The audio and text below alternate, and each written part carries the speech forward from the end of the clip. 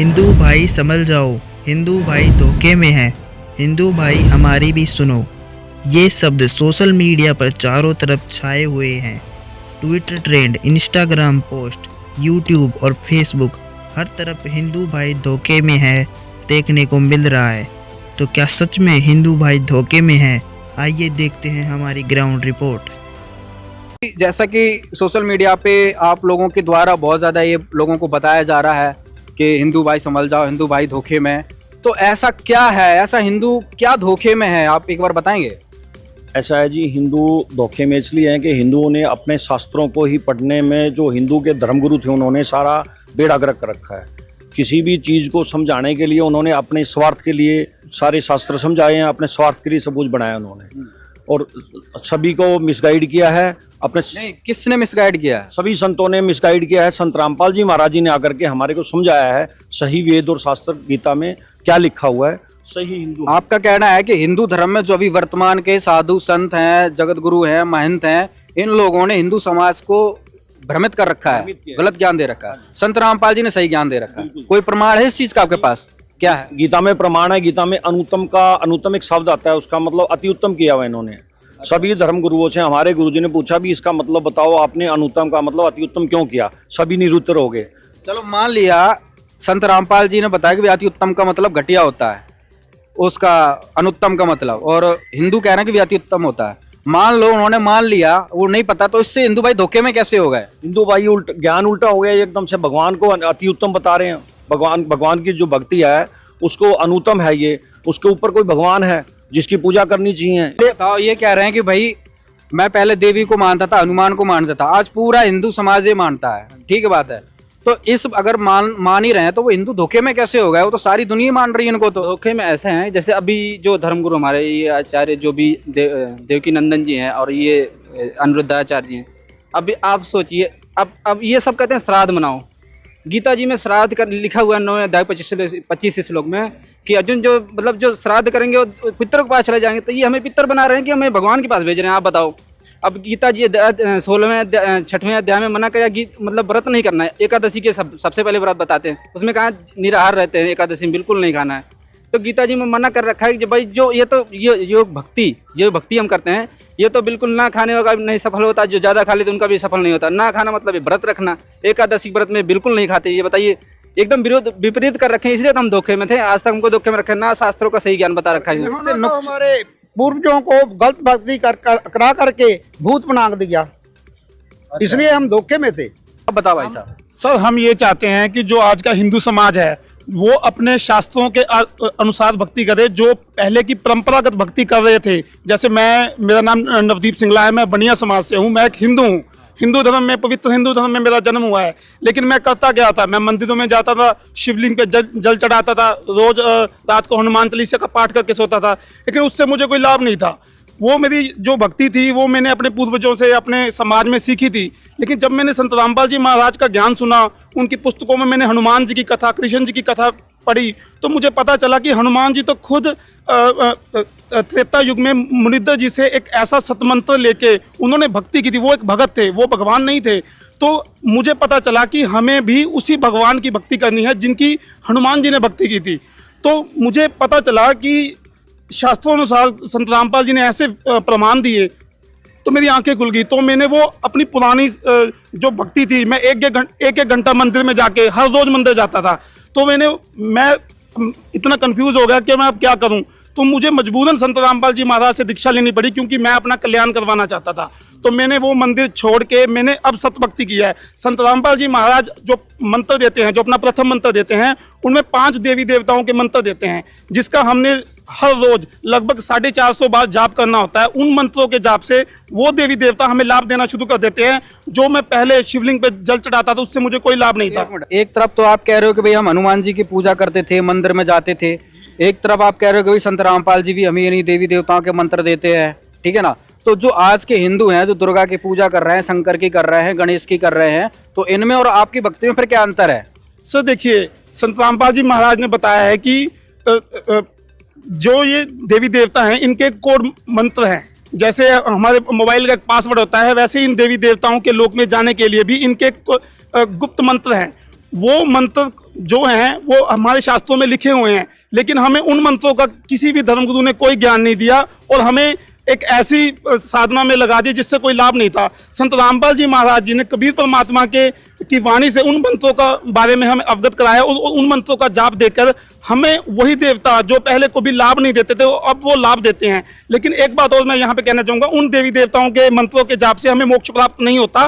तो संत रामपाल जी महाराज जो दूसरा मंत्र और तीसरा मंत्र देते हैं उसमें हमें उन देवी देवताओं से ऊपर जो उनके ब्रह्मा विष्णु में से ऊपर उनके जो पिता काल ब्रह्म है उनकी भक्ति बताते हैं और उनके ऊपर जो पूर्ण ब्रह्म परमात्मा कबीर परमेश्वर हैं उनकी भी भक्ति बताते हैं, जिससे हमारा पूर्ण मोक्ष होगा और हमारा कल्याण होगा।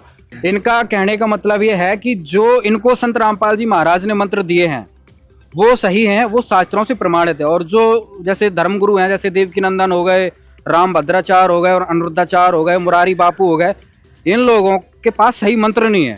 आप मुझे बताइए कि सोशल मीडिया पर संत रामपाल जी महाराज जी के शिष्य जो प्रचार करते रहते हैं कि हिंदू धर्म के जो हमारे भाई बहन हैं वो गीता वेद शास्त्रों का ज्ञान नहीं जानते, तो इसके पीछे क्या कारण है? आपको क्यों लगता है कि उनको ज्ञान नहीं है? ऐसा है कि जी मैं भी शर्मा फैमिली से बिलोंग करती हूँ और आज मुझे वैसे भी शर्म आती है अपना नाम शर्मा लेने से, क्योंकि ये कहा गया है कि जैसे ब्राह्मण जो हमारा है बेस, हम ब्राह्मण बाना कर्म कसाई, मतलब कर्म हम शराब भी पीते हैं। अब मेरे जो घर में थे पति थे, मेरे पापा थे, मेरी बेटी की जहाँ शादी हुई उसका पति है, मतलब ब्राह्मण कुल में जो भी है सब मांस खाते हैं, शराब पीते हैं। ब्राह्मण सिर्फ नाम के हैं और ज्ञान का उन्हें क ख भी नहीं पता। हमें सिर्फ मुझे जब संत रामपाल जी महाराज जी के बारे में हमने सुना, सोशल मीडिया पे सुना, हमने उनकी बुक्स पढ़ी हैं, तो मैंने उस बुक्स को गीता तेरा ज्ञान अमृत आई थी, मेरे पापा श्रीमद् भगवद गीता का पाठ करते थे, डेली वो पाठ करते थे, शाम को पैग लगा लेते थे और सुबह जब पाठ करते थे हम सबको साथ में बैठाते थे वो, और पापा बोलते थे कि ये काल है, ये खाने आए, तो हम सोचते थे कि कृष्ण जी की भागवत जो बोल रहे हैं इसमें कृष्ण जी अपने आप को काल क्यों कहते हैं, इस बात की हमें समझ ही नहीं थी, क्योंकि ब्राह्मण हम जरूर हैं लेकिन हमें किसी भी ग्रंथ के बारे में, गीता के बारे में कोई भी डीपली कोई नॉलेज नहीं थी। जैसे कि गीता जी के 17वें अध्याय 23वें श्लोक में ओम तत् सत इति निर्देश है, तो ये मंत्र जो है सिर्फ 3 अक्षर का मंत्र है, तो इस मंत्र के बारे में हमें बिल्कुल भी नॉलेज नहीं थी। मैंने मतलब सिर्फ मेरा मेन मोटिव था बचपन से, मैं परमात्मा को पाना चाहती थी। मेरे इष्ट जो थे कृष्ण जी थे, उसके कारण से मैं भटकती भटकती सब जगह पे गई हूँ। मैंने मतलब अमृत भी छका था, उसके बाद मैंने सेटिस्फाई हुई, बाद में मैंने ये स्कॉन में भी गई, वहाँ मैंने नाम दीक्षा ली, इतना तिलक लगाती थी, गले में गुथली डाल के माला लेके मैं बोलती थी और ऐसे जंप लगा लगा के हम बोलते थे राधे राधे श्याम मिला दे। तो जबकि मतलब जब मैंने संत रामपाल जी महाराज जी ने ग्रंथ खोल के पढ़ाया कि इसमें ये मंत्र तो है ही नहीं, ओम नमः शिवाय, ये राधे राधे, ओम भगवते वासुदेवाय, ऐसा कोई मंत्र जाप है ही नहीं, तो ये लोग हमें मूर्ख बना रहे हैं, ये बुद्धू बना रहे हैं। अगर हम छूटे हैं तो मैं यही चाहती हूँ कि अगर हम छूटे इस जाल से तो मेरे जितने भी ब्राह्मण भाई, हिंदू भाई जितने भी हैं वो इस जाल से, इस नरक से बाहर निकलें।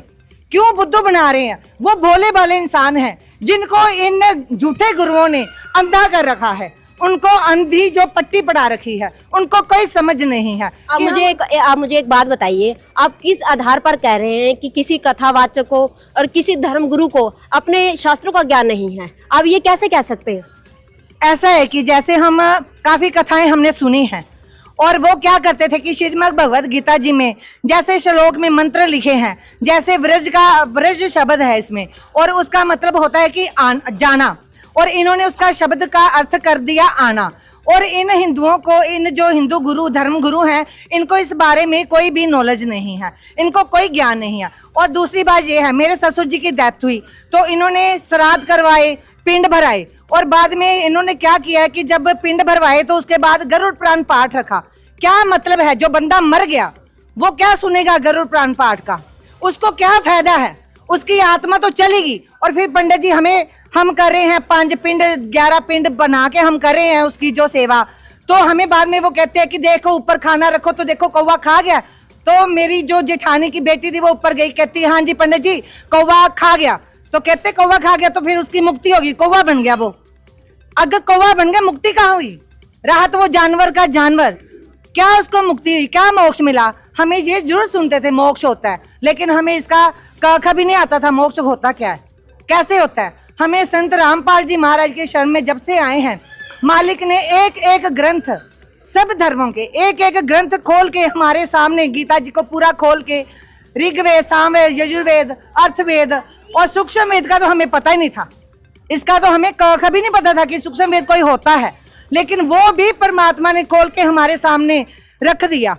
जैसे गरीब दाजी की बानी है, हम नानक सुल्तानी तारे, दादू को उपदेश दिया, जातु जुलाहा भेद न पाया, काशी माही कबीर हुआ। हमने ये बानियां कभी सुनी नहीं थी, हमें पता ही नहीं था। इसलिए ये धर्म गुरुओं को कोई भी ज्ञान नहीं है, ये सिर्फ हमें मूर्ख बना रहे, बुद्धू बना रहे हैं। तो इसलिए मैं हाथ जोड़ के अपने हिंदू भाइयों से प्रार्थना करती हूँ कि जागो जागो, आप इनके झांसे में मत फसो। और पंजाबी विच मैं पंजाबी भाइयों नूं कहनी आ, अपने हिंदुआं नूं, अपने ਜਿਹੜੇ हिंदू साडे पंजाब दे विच बसे होए ने, जागो, कित्थे बैठे हो तुसीं, धक्के खा रहे हो। ਇਹ ਸਾਰੇ ਤੁਹਾਨੂੰ ਬਾਬੇ ਜਿਹੜੇ ਮੂਰਖ ਬਣਾ ਰਹੇ ਨੇ, ਇੱਟ ਪੁੱਟੋ ਬਾਬਾ, ਇੱਟ ਪੁੱਟੋ ਬਾਬਾ। ਲੇਕਿਨ ਗੀਤਾ ਜੀ ਦੇ ਵਿੱਚ ਲਿਖਿਆ ਤਤਵਦਰਸ਼ੀ ਸੰਤ, ਤਤਵਦਰਸ਼ੀ ਸੰਤ ਕੌਣ ਹੈ? ਜਿਹਨੂੰ ਸਾਰੇ ਵੇਦਾਂ, ਸਾਰੇ ਗ੍ਰੰਥਾਂ ਦੀ ਜਾਣਕਾਰੀ ਹੈ। ਲੇਕਿਨ ਇਹ ਬਾਬੇ ਨੂੰ ਆਪਣਾ ਹੀ ਨਹੀਂ ਪਤਾ।